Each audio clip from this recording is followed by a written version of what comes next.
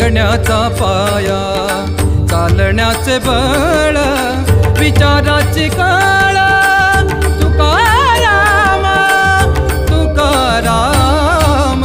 जगण्याचा पाया, चालण्याचे बळ, जगण्याचा पाया.